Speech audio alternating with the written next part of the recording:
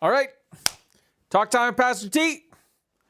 Good afternoon on this beautiful sunny day. As you can see, working up at the staff house today, and figured I didn't probably need to get changed for you to get into something fancy, especially because today I want to talk about whether we should stay or whether we should go. You know, it's something that seems to come up all the time. Should I stay in my job? Should I stay in my relationship? Should I stay in my house? I think we constantly have this go mentality. I need to go. I need to go. I need something different. I need something different. I need something new. Sometimes that's awesome, and sometimes that's God, and sometimes it's not. And I think what I want to convey to you is to ask yourself what the will of the Lord is over your life. Where's He sending you? One thing Pastor Dwayne says to me when I talk to him about whether I should leave this place or not, which happens. You know, it happens. Is God still calling me here? He always asks me the same question. If He's calling you away, He's going to call you to something. So where is He calling you to? And I think not from a perspective of all about me and in selfishness. We need to ask the Lord, are you asking me to stay in whatever circumstance I'm in whatever situation I'm in, or are you asking me to go? But it can't be about what I want and don't want. It's got to be what He wants and doesn't want. Mostly because I don't know what's best for me. In all reality, do you really know what's best for you? Do you really know whether you should or shouldn't do something? Can you see into the future? And in the book of James, in James chapter 4, we see James talk about this idea of not saying, I'm going to do or not going to do, but if the Lord wills it, I'm going to do and not going to do. And so I think we need to get this mindset and this attitude of, here's the things I'm thinking. I'm thinking maybe I'm going to leave this job. I'm thinking I'm going to stay in this job. I'm thinking I'm going to go start a business. I'm thinking I'm going to go start a relationship. I'm thinking these things.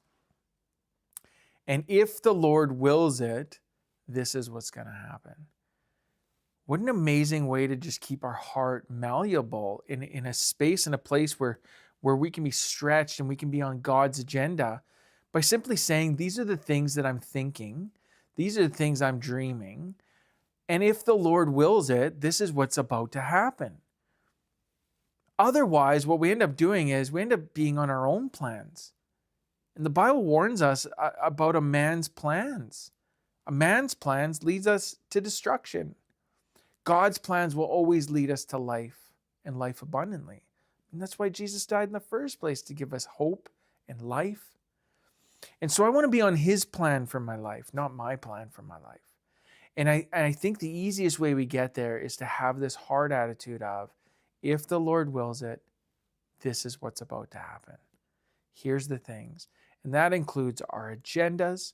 That includes our calendars. That includes our kids' lives.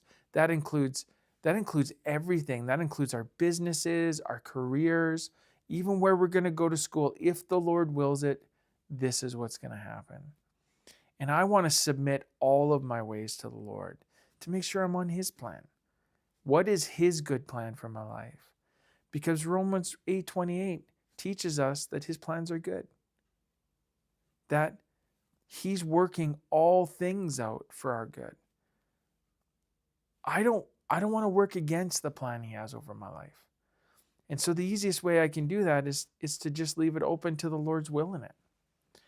And so I'm asking you today, and I'm challenging you today to ask what the Lord's will is over your life. His good, pleasing, and perfect will. And if you want to know how to get there, if you want to know how to understand His will over your life, Romans 12. Romans 12 gives us a roadmap to understanding the will of the Father over our lives. Offer ourselves as a living sacrifice, holy and pleasing to God. That's where it starts. I'm willing. I'm a willing participant, and I'm surrendering my will. And then you go down it. And then it says, and then you will know what the Lord's will is, his good, pleasing, and perfect will. So if you want to get to know what his will is, start with surrender. Start with surrendering your plans and your agendas over your own life. Start surrendering into the plan and agenda of the Lord over it. It's been Talk Time with Pastor T. See you next week.